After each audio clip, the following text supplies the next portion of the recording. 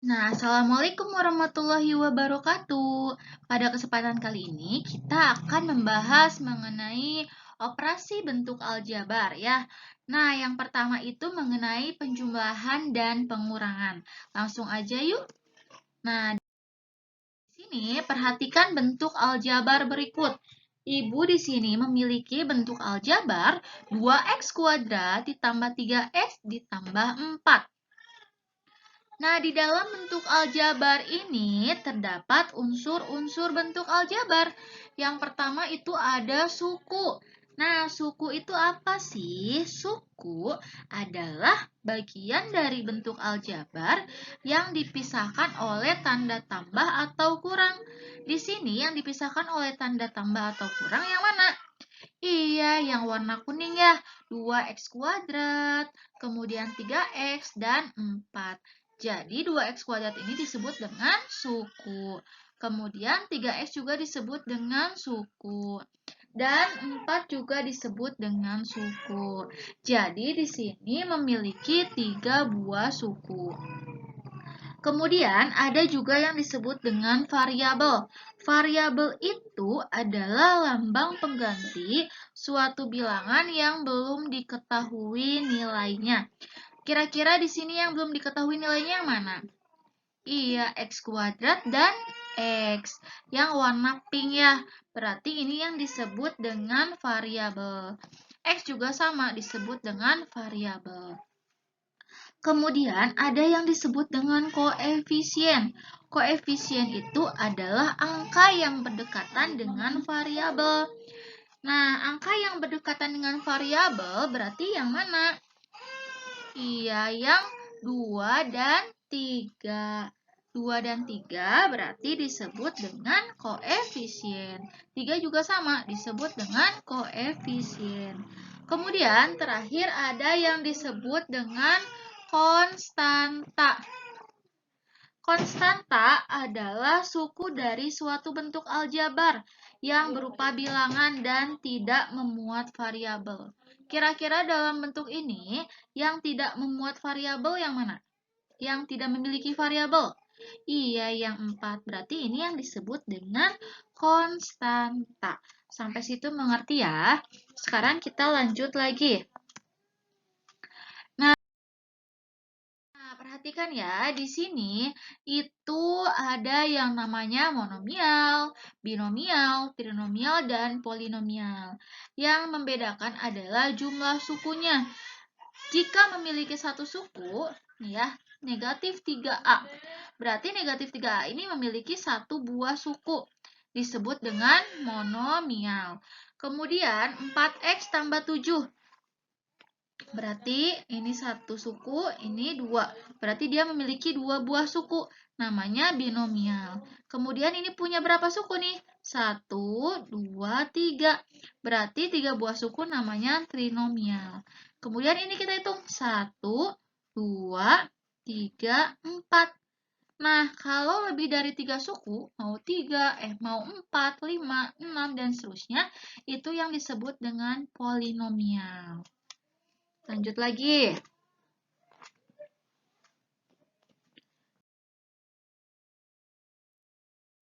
Nah, ini ada yang dinamakan suku sejenis dan tidak sejenis. Ya, suku sejenis itu yang memiliki variabel-variabel yang sama dan pangkatnya juga sama. Ya, kalau tidak sejenis berarti memiliki variabel yang berbeda atau memiliki juga pangkat yang berbeda. Contoh di sini, 2A sejenis dengan negatif 3A.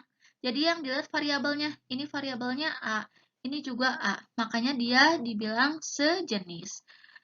Kemudian ini XY sejenis dengan 9XY karena sama-sama XY ya.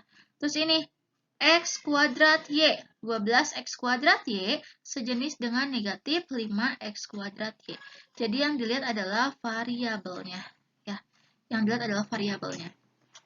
Kebalikannya berarti suku tidak sejenis. Yang tidak sejenis itu berarti yang beda. Misal 2A, mohon maaf ya, ini maksudnya tidak sejenis, ini tidak. Ini juga tidak. 2A tidak sejenis dengan negatif 3B dan 24A kuadrat. Kenapa? Karena di sini variabelnya A, ini B, jelas berbeda. Di sini A, di sini A kuadrat. Jelas beda ya. Ini A kuadrat, beda. Ini X, Y, tidak sejenis dengan Y. Walaupun dia di sini punya Y, tapi tidak sejenis karena di sini X, Y, bukan Y saja. Ini juga sama. X kuadrat Y tidak sejenis dengan negatif 5XY kuadrat. Kenapa? Karena di sini yang kuadrat itu adalah X-nya, X kuadrat Y. Kalau misalkan yang ini, itu yang kuadrat itu adalah Y-nya. Seperti itu.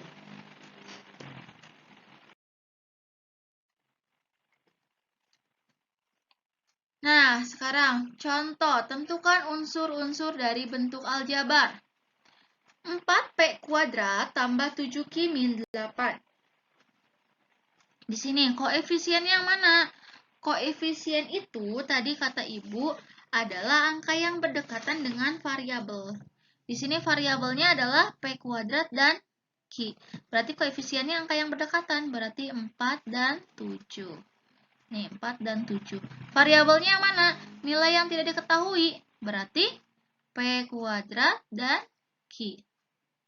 Konstanta. Konstanta itu yang tidak memiliki variabel. Berarti dia 8. Ingat ya, bukan hanya 8-nya, tapi negatifnya juga ikut. Tanda yang ada di depannya itu dia termasuk.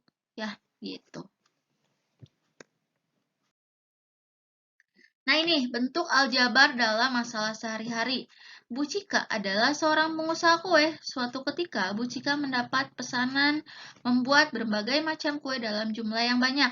Bahan yang harus dibeli Bu Cika adalah 2 kantong tepung, sekarung kelapa, dan 5 kerat telur. Nyatakan harga semua bahan yang dibeli oleh Bu Cika dalam bentuk aljabar. Yang pertama, ini di sini ada 2 kantong tepung. 2 kantong tepung. Berarti kita di sini misalkan tepung. Tepung itu variabelnya, contoh ya, tepung itu variabelnya berarti A misalkan. Yang dibutuhkannya adalah 2 kantong. Berarti di sini bentuk aljabarnya 2A. Kemudian apa lagi? Sekarung kelapa. Berarti kelapa. Kelapa, sekarung kelapa. Tahu nggak sekarung isinya berapa? Enggak, berarti dia termasuk variabel. Berarti kita misalkan B. Di sini adalah sekarung. Berarti 1 karung. Berarti dia adalah 1B. Tetapi dalam bentuk aljabar, angka 1 itu tidak usah ditulis. Jadi cukup dengan B. Kemudian ada lagi 5 kerat telur. C. Di sini 5 kerat. Berarti di sininya 5C. Jadi, nih, semua bahan yang dibeli oleh Bu Cika yaitu 2A tambah B tambah 5C. Ini jawabannya.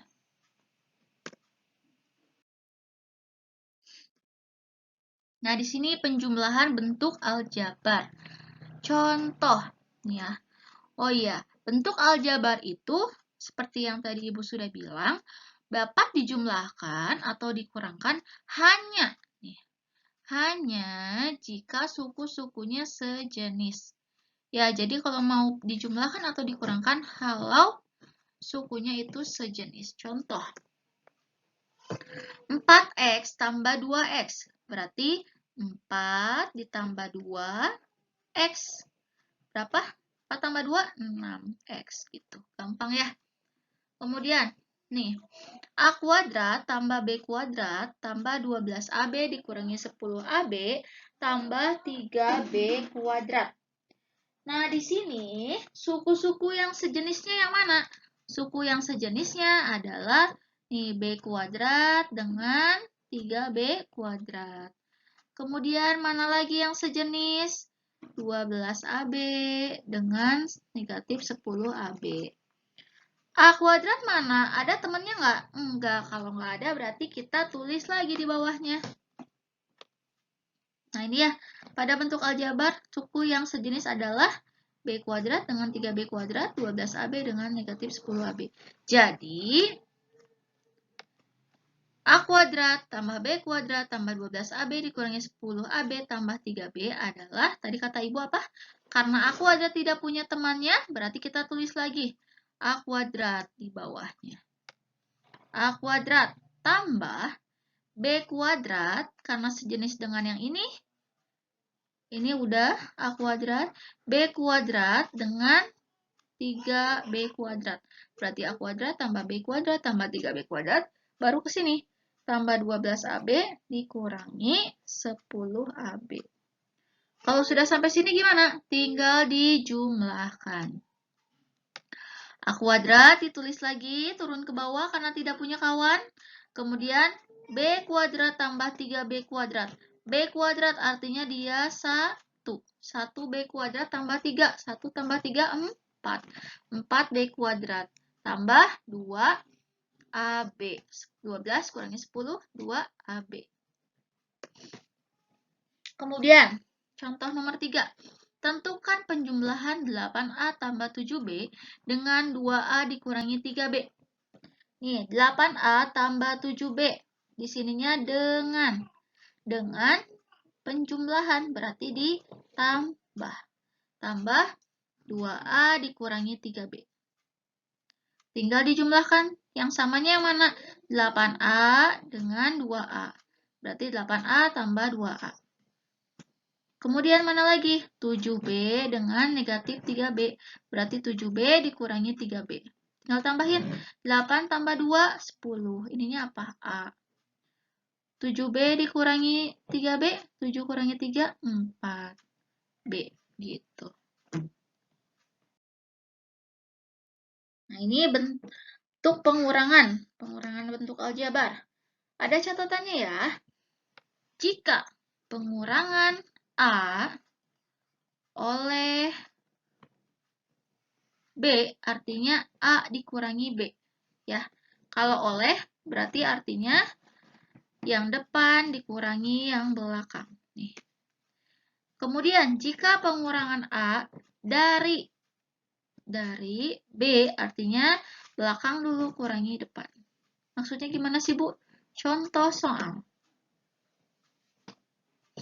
Tentukan pengurangan 14A tambah 2B oleh 3A dikurangi 5B.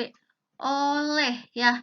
Kalau oleh berarti artinya A kurangi B atau depan kurangi belakang. Ini depannya kurangi ini. Ya, kenapa dikurangi? Karena di sininya ditentukan adalah pengurangan. Sekarang kita tulis 14A, ya, tadi kan ini depan ya. 14A ditambah 2B dikurangi, nih, dikurangi. Kemudian jangan lupa kalian beri tanda kurung. Karena kurung ini artinya dia dikalikan. Dikurung 3A tambah 5B. 3A dikurangi 5B. Kemudian tutup kurung. Baru kita operasikan. Cara untuk membuka kurung ini yaitu tinggal dikalikan. Sebelumnya ingat ya, nih di sini Ibu tulis, ingat. Kalau positif dikalikan positif, artinya dia positif. Kalau positif dikali negatif, berarti sama dengan negatif. Negatif dikali positif, tetap negatif. Negatif dikali negatif, hasilnya positif. Ini yang harus kalian ingat. Ya, ini yang harus kalian ingat nih. Berarti di sini 14A tambah 2B. Sekarang ini negatif kali 3A-nya positif. Lihat di sini. Nih. Berarti ini adalah negatif kali positif. Negatif kali positif. Hasilnya negatif. Berarti kalau negatif dia di sini tulis negatif 3A. Ya. Jadi gini, negatif kali ini, kemudian ini kali ini. Negatif kali 3A berarti negatif 3A. Negatif kali negatif 5B. Negatif kali negatif hasilnya, negatif kali negatif hasilnya positif. Berarti dia di sini positif. Positif berapa? 5B. Kalau sudah tanda kurungnya terbuka, tinggal dioperasikan saja seperti biasa. 14A, temannya yang mana? Negatif 3A. 14A dikurangi 3A, kemudian tambah 2B ditambah 5B. Ya, 14A kurangi 3A tambah 5B tambah 2B. 14 kurangi 3, 11A. 5B kurangi 2B, 5 tambah 2, 7B. Jadi hasilnya adalah ini. Masih bisa dioperasikan tidak? Tidak. Kenapa? Karena sudah tidak sejenis, sudah beda variabel. Jadi jawabannya cukup sampai di sini.